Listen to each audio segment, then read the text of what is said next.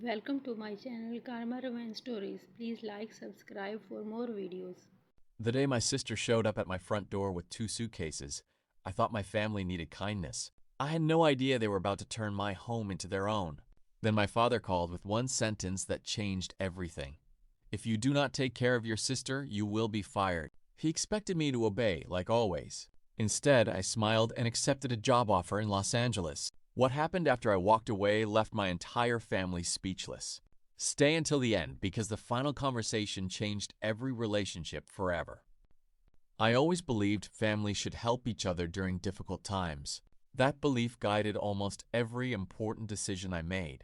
I worked long hours at my father's company. I rarely complained. I skipped vacation. I missed birthdays and holidays because I thought loyalty would eventually be rewarded. My younger sister had always lived differently. She loved expensive vacations. She spent money as quickly as she earned it. Whenever something went wrong, someone else fixed it for her. Usually that someone was my father. When her marriage ended, she called me crying. She said she had nowhere to go. I opened my home without asking questions. I believed she only needed a few weeks to recover emotionally. The first week seemed normal. She thanked me. She promised she would start looking for work. She said she would contribute to groceries and utilities once she found a job. The second week, everything changed. She began inviting friends into my house without asking. Dirty dishes filled the kitchen. My living room looked like a hotel lobby. Every morning, I cleaned before leaving for work. When I politely asked her to help, she laughed and said families should never count favors. I ignored the comment because I wanted peace. A month passed. She still had no job. She spent entire afternoons shopping online while I worked 12-hour shifts. Then one evening she announced that my spare bedroom now belonged to her, permanently because she deserved stability after her divorce. I reminded her that this was my house. She smiled and said Dad already agreed. Those words shocked me. The next morning my father called. He did not ask how I was doing. He did not thank me for helping. Instead, he said, "Your sister needs support. If you cannot take care of her, maybe you should not work for this family business either." I could hardly believe what I was hearing. I had spent 15 years helping build that company. I managed difficult clients. I trained new employees. I stayed late every weekend. Yet suddenly, my value depended on whether I let someone take over my personal life. That night, I could not sleep. I realized this was not about my sister. It was about years of being taken for granted. The following week, an old colleague contacted me. He told me about an executive position at a respected company in Los Angeles. The salary was much higher. The benefits were better. Most importantly, they valued experience instead of family politics. I completed the interviews quietly. No one at my father's company knew. Every interview reminded me what professional respect felt like. Within days, I received the official offer. I accepted immediately. The next morning, my father repeated his warning, "Take care of your sister or you will lose your job." This time I smiled. "Tomorrow, I start my new job in Los Angeles. Good luck, Dad." Silence filled the phone.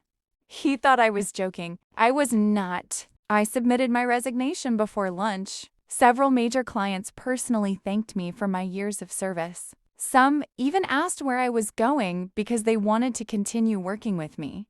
Word spread quickly. Employees started asking questions. Management suddenly realized how many responsibilities I handled every day.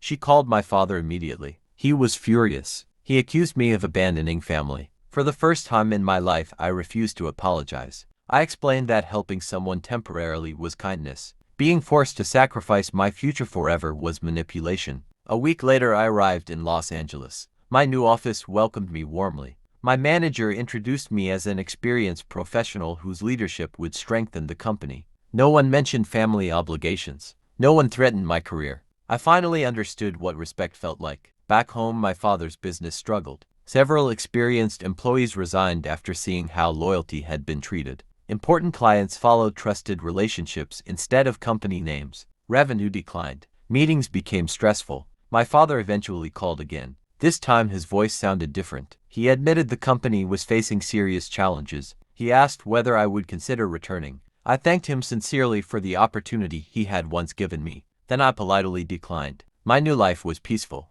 My work was appreciated. My future finally belonged to me. Months later, my sister found a steady job. Living independently taught her valuable lessons about responsibility. She later admitted that depending on others had prevented her from growing. Our relationship slowly improved because clear boundaries replaced unrealistic expectations. As for my father, he eventually realized leadership cannot be built on fear. Employees stay where they are respected. Family relationships survive only when respect flows in both directions. Looking back, I never regretted leaving. Sometimes the hardest decision becomes the beginning of the best chapter of your life. The greatest victory was not earning a bigger salary. The greatest victory was choosing self-respect over guilt. That single decision changed everything forever. Sometimes the people closest to us expect endless sacrifice without appreciating the cost. Helping family is an act of love, but losing yourself is never the answer. The moment I chose respect over fear, my life completely changed. Remember that healthy boundaries do not destroy families.